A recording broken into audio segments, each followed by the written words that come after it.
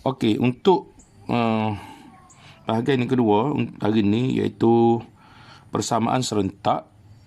Cikgu akan mulakan dengan analisa soalan SPM bermula SPM 2015 sehingga SPM 2019. Cikgu ambil 5 tahun kebelakangan.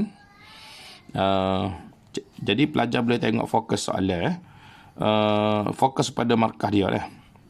Dari segi markah pun kita tahu dah bentuk soalan lagu mana. Nanti kita tengok soalan lepas ni. Jadi sebelum tu kita tengok markah tu lah.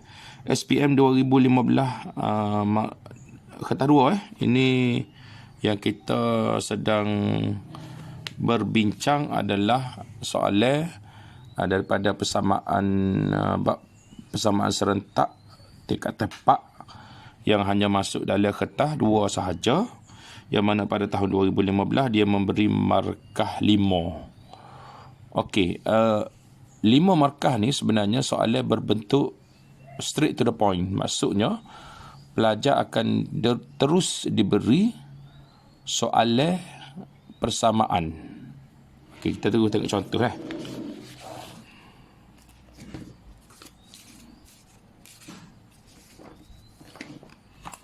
Okey, ni soalan SPM 2015. Dia terus bagi kepada pelajar soalan. Dia bagi persamaan satu, persamaan Y dan X adalah berkuasa satu ataupun kita panggil sebagai persamaan linear. Dan satu lagi dia bagi persamaan yang mana X dan Y ialah berkuasa 2. Okey, so soalan ni akan memberi 5 markah. SPM tahun 2015. Tengok kepada SPM 2016. Dia memberi markah 7. Jadi bila markah 7, bentuk soalan lain sikit lah. Okey, kita tengok soalan.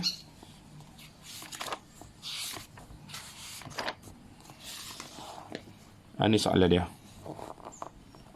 Soalan dia ni berbentuk ayat yang panjang. Dia, maksudnya dia tak bagi straight to the point. Straight to the point dia punya persamaan dia. Maknanya sini kalau tengok sini dia memberi markah 7 Maknanya kita kena bina persamaan. Sebab tu markah dia 7. Kita kena bina persamaan berdasarkan situasi yang diberi dalam soalan.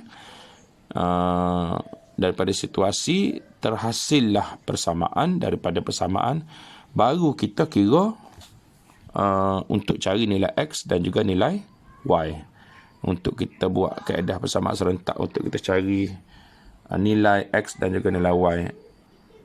Ya, jadi kalau kita tengok sini, belajar baca, kena faham molek situasi dalam soalan supaya persamaan yang terbentuk tu betul lah. Kalau silap faham di maklumat yang diberi dalam soalan, maka kita akan terbentuk ataupun kita akan membentuk persamaan yang salah. Secara automatik pengiraan kita akan dapat jawapan yang salah lah.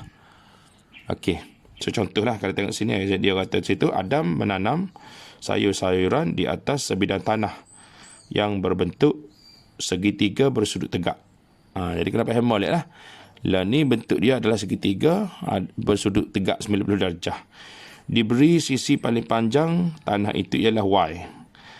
Kita faham, kena faham kalau segitiga dia ada 3 sisi. Dan sisi yang terpanjang, kalau segitiga, sisi yang terpanjang itu dipanggil sebagai sisi hipotenus.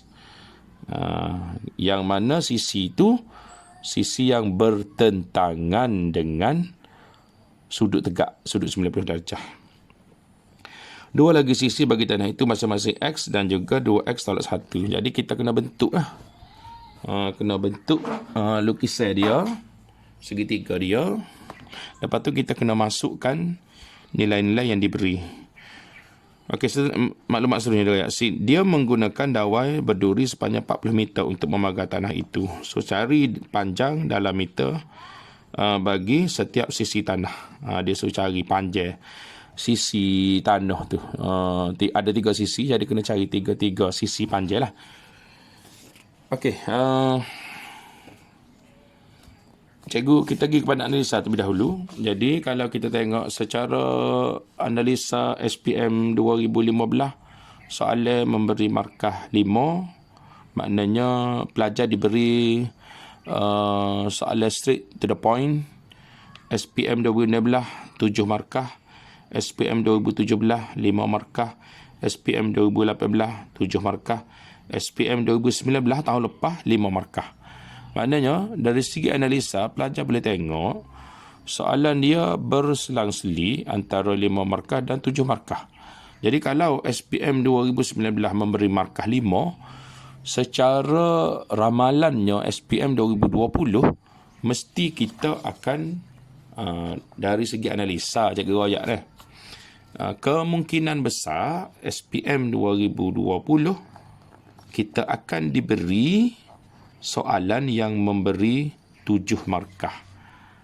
Jadi daripada 2 soalan SPM iaitu 2016 dan 2018, jadi cikgu rasa pelajar-pelajar boleh cuba buatlah soalan SPM 2016 dan juga 2018 untuk pelajar menyelesaikan soalan. Okey, cikgu nak tunjuk kepada pelajar 2 soalan tersebut yang ada dalam modul awak tu.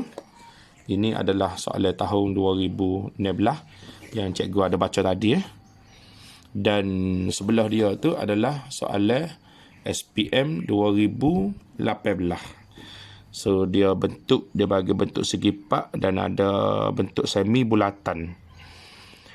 Jadi pelajar boleh cuba buat 2 soalan ni untuk menguji kefahaman dan cuba membentuk persamaan, seterusnya kira nilai X dan juga nilai Y. Nanti kita akan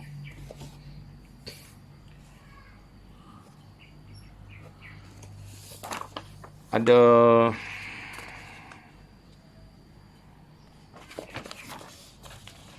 dan ada satu lagi soalan yang cikgu nak kongsi dengan pelajar ni, soalan SBP, percubaan SBP tahun 2020. Jadi ni bentuk soalan dia bagi bentuk akuarium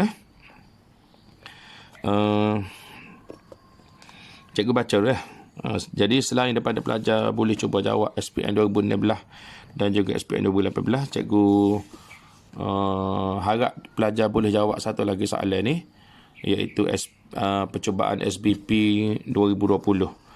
Okey,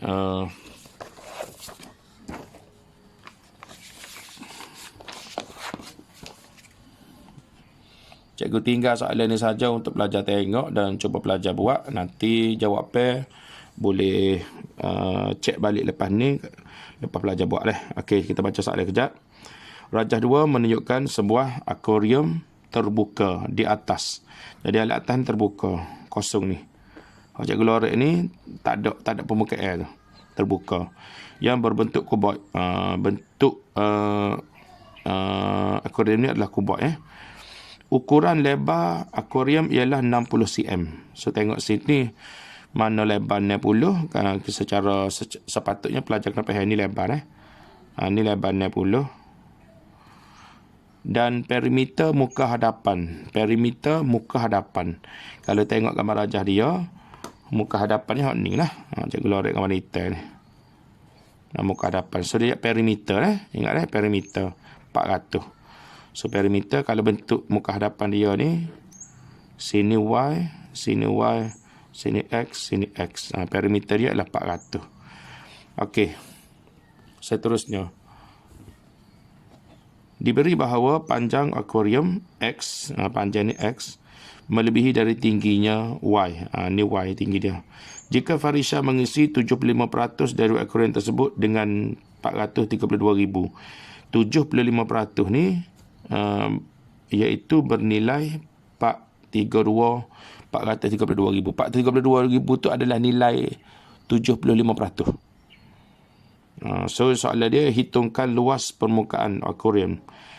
Luas permukaan akuarium tersebut. Luas permukaan. Jadi kalau kita tengok gambar rajah kita, ada berapa permukaan? Okey. Pertama tapak dia 1, yang kedua muka depan ni dan muka belakang 3. Ada 2 permukaan situ. Lepas tu tepi sebelah kanan ni dan juga tepi sebelah kiri. Jadi ada berapa permukaan semuanya? Ada 5 permukaan. Alih atas tak ada sebab dia kosong, terbuka. Ada 5 permukaan. Jadi jumlah dia, unit jumlah. Jadi kita kena tambah jumlah bagi ke 55 permukaan. Kena tambah luas bagi ke 55 permukaan untuk menjawab soalan. Hitungkan jumlah luas permukaan akuarium tersebut. Okey, jadi cikgu tinggal soalan ni untuk pelajar cuba jawab.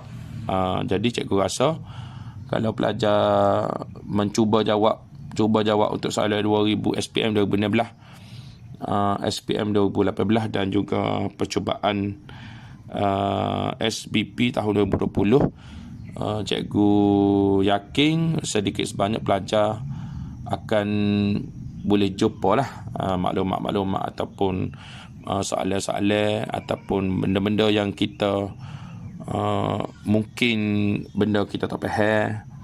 Bila kita jumpa benda kita tak faham tu baru kita boleh tanya orang kan. Kalau kita tak buat soalan, mungkin kita tak jumpa benda kita tak faham. Jadi bila kita tak jumpa benda kita tak faham, kita nak tanya, lagu mana kita nak tanya orang? Jadi cuba buat dulu. Daripada situ mungkin kita akan jumpa benda-benda yang kita tak faham ataupun kita salah. So daripada situ barulah kita boleh perbaiki kesalahan kita, ataupun kita barulah kita boleh tanya orang. Jadi setakat tu dulu untuk hari ni. 2 bab cikgu sentuh hari ni, trigonometri, fokus kepada melakar graf dan juga soalan persamaan serentak. InsyaAllah kita jumpa minggu hadapan pula. Wallahualam. Assalamualaikum warahmatullahi taala wabarakatuh.